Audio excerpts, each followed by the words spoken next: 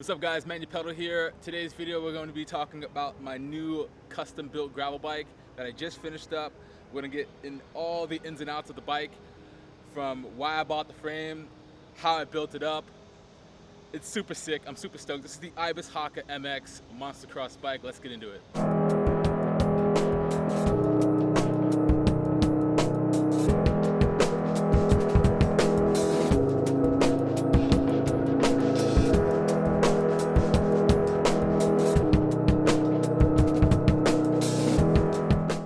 Alright, so let's start with the frame set. I went with the 58 centimeter. This is the perfect size for me. 6'1" in height. And I went with the bone white. Bone white because for me, first off, is a completely different color than I'm normally used to. And I wanted to switch it up. And I feel like it really blends in well with its environment here in the outdoors. And it has like a nice off-white sheen to it. It can almost have a green look depending on its environment. So I'm super psyched that I went with that. It's coupled with an NV fork. This is the new NV gravel specific style fork. It has a little bit of mounts on it where you can mount racks to it and everything, but for the most part, it doesn't really have much to fit water bottle mounts, so you'll have to find another spot for that.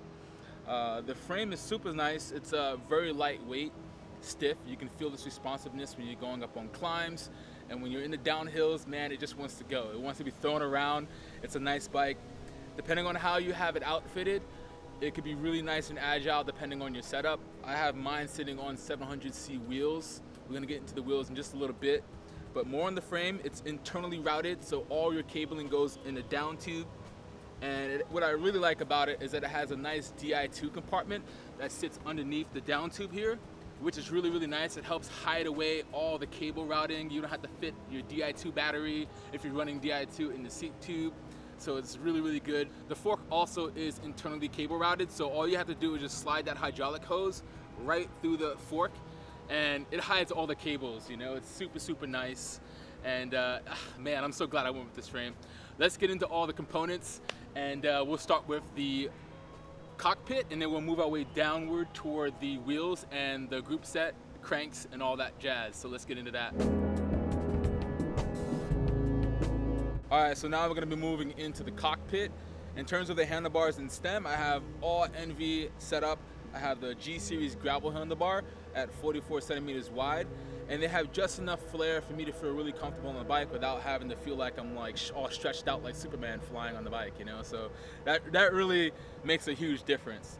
And the bars are also optimized to be plunged with the new Shimano bar junction, which really gives a nice clean setup with all the internal Di2 routing with the cables and everything. I have that mounted to the NV 100mm carbon stem, which is really smooth. So everything in the front end is nice carbon, and you really feel that difference when you're riding over big bumps and roots on the trail and everything. It's really, really smooth, and it really gives way to like vibrations and stuff like that, you know? And it also, I find, it might be like really minuscule, but I find that it doesn't really make my hands hurt when I'm like riding for long hours.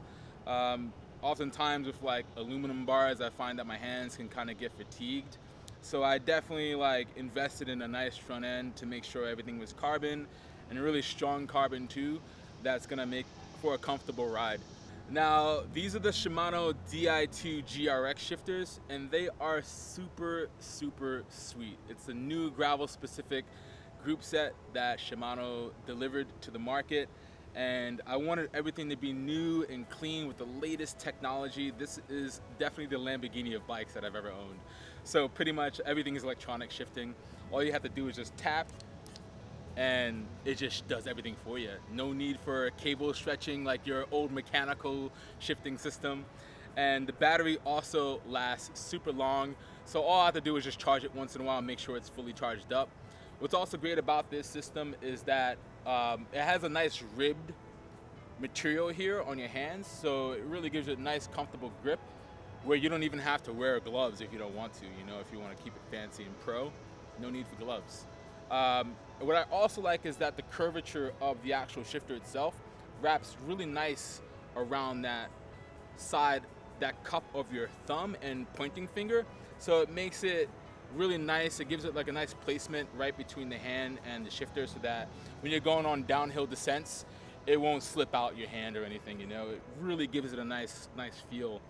And in terms of shifting with the inner throttle shifters, you can do that too. So on the tops of the Di2 GRX shifters themselves, they have a nice little button here. So if you're like, you want to place your hands, your palms of your hands on the drops here, on the crossbar, all you got to do is just tap it with your thumbs, and you can program it to shift left to right. It doesn't matter. However you want to set it up on your Shimano app, you can do that. You can have it shift just like the SRAM, left and right, up and down, all around town, however you want to make it happen, man. So working our way down to the shifter, we have the Shimano GRX Mechanic. This is a 1x Di2 setup that's going to move 11 to 42 in the rear, and I have a 42 chainring in the front. That's just enough for me. That's really all I need in terms of range. I know a lot of people may be really into the big ranges in the rear. Shimano GRX 1x only goes up to a 42, so think about that. If you want to get a bigger range, you might want to look at the XT or SRAM. Me, I'm pretty partial to Shimano group sets. They just feel super nice, you know. So for me, I wanted the latest and greatest, and I feel like the Shimano Di2 GRX system was that for the gravel specifics line of gear, and so I went with that. And I personally went with the 1x because for me, I like a really clean setup and a really clean bike. And this is the range that I need. I don't need anything else. If I wanted to go a little bit faster, I can always swap out the front chainring with the 42. We'll get into the crankset in just a little bit. But this is the GRX 1x Di2. It shifts super clean, man. So that coupled with the GRX shifters together makes for a really nice gravel setup, really clean, and nothing to complain about really. You have a clutch system just like the XT and XTR. You can just go ahead and move that down if you want to give it a bit more suspension when you're going on big downhills and such. Depending on how you ride and where you are in your terrain, you can go ahead, you have the choice of doing that if you'd like. It's a really nice clean setup. I have no complaints about it, and it also looks really sleek too. So that's my 1x system for the GRX. Let's go ahead and move into the crankset. So I have the Easton EC90 SL crank arms. These are their direct mount system. Really nice. It's really easy to swap out chain rings. Right now I'm running a 40 on here. If I want to, I could run a 42 tooth, which is what I also have for the bike if I want a bigger top speed when I'm going on a ride. But for me, I'm running right now a 42 chain ring. This is their cinch technology. So the cinch technology is basically gives you the option of swapping out chain rings super easy on the fly. You can also put a 2x on here if you'd like. They're fully carbon. I'm running 172.5, and they're super stiff. So when you're going up a climb, you can really feel that stiffness transferred when you're putting into that ground speed.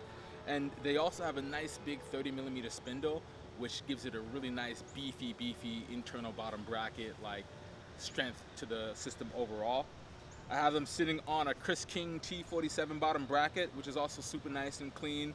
It gives it a nice, compact, stiff setup for me. I wanted a really strong bottom bracket because I'm a pretty heavy guy, and so I wanted to have the ride be really stable and strong and not have to worry about swapping bottom brackets at all or cranks, because I mean, these things will be on here forever, so I don't have to worry about anything.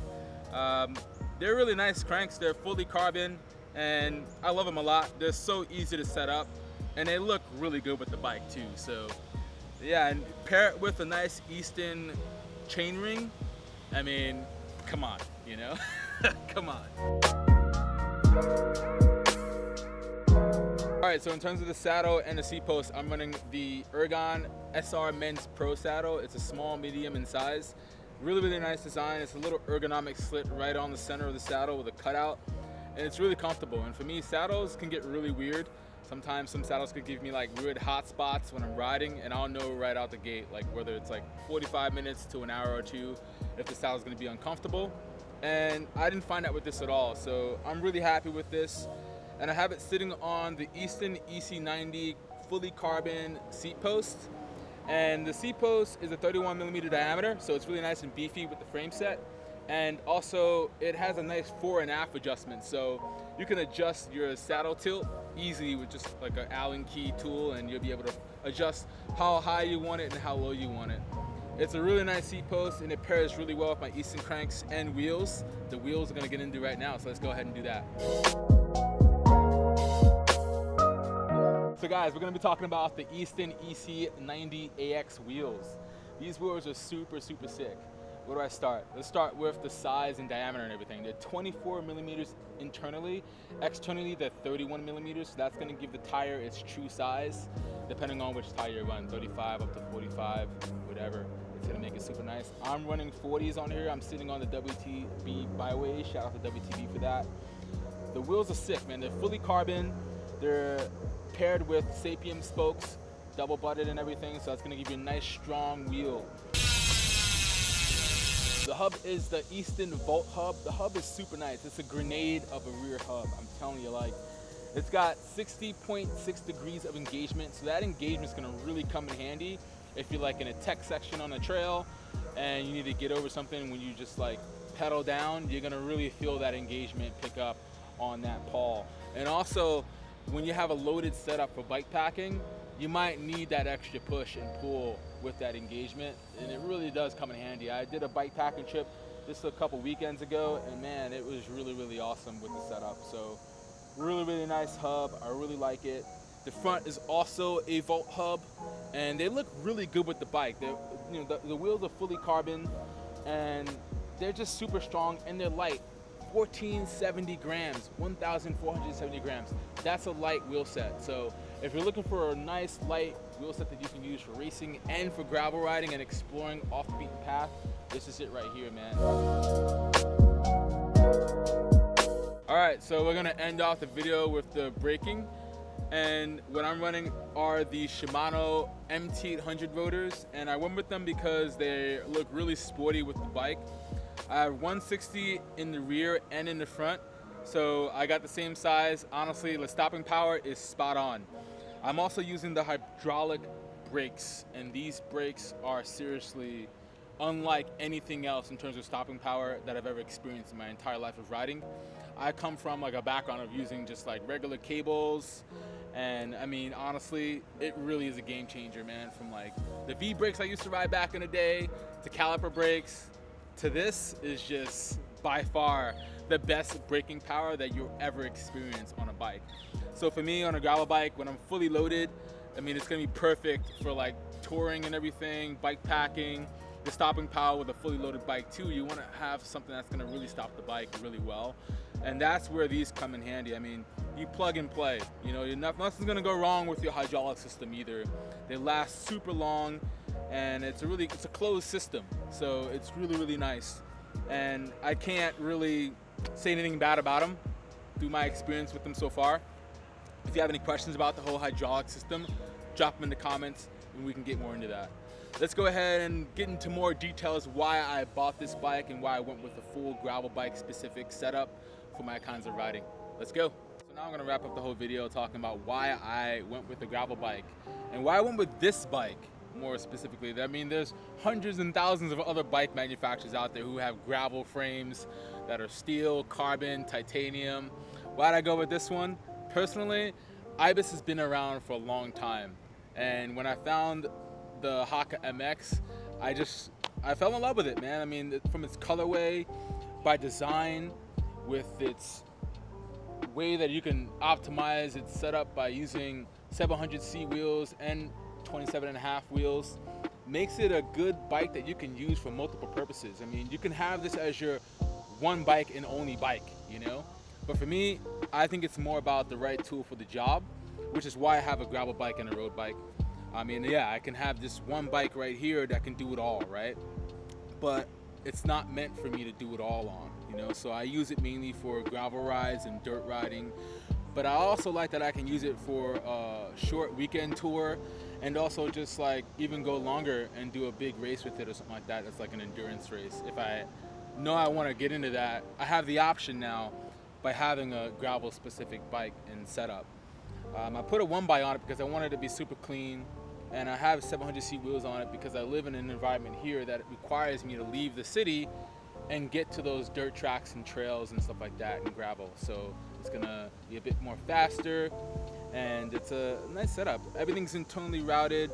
I really like the colorway. I mean, the bone white, it's an unusual color. It's an earth tone color, and for me, I'm super psyched on it because I like mainly like black frames and everything, but I wanted to step outside my comfort zone. And getting the bone white is cool because like when you're out in an environment like this, it kind of gives it a different tone. It changes color, so it's almost like a chameleon, you know?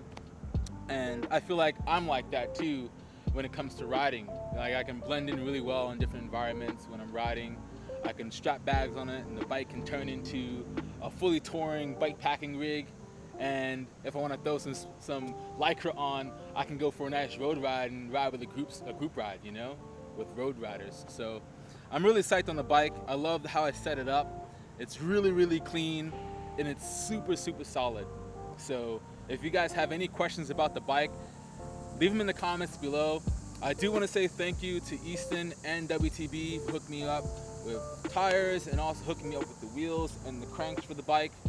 And if you want to read more about this entire setup, visit the website manualpedal.com and check out the bike section. You're going to see this bike all over the website because I mean I'm so proud of the setup and how I have it going so far and the way it looks, and I'm psyched to share it with you all. So check out the website manualpedal.com. I want you guys to read more about it and check out my recent tour that I did with it. I went on a bike packing trip and you'll see everything on there with the video and stuff where I actually have the bike in action. So yeah, again guys, thank you for watching. Give me a thumbs up if you enjoyed the video. Leave your comments below and I'll answer all the questions you have, and I'll see you in the next video. Peace out.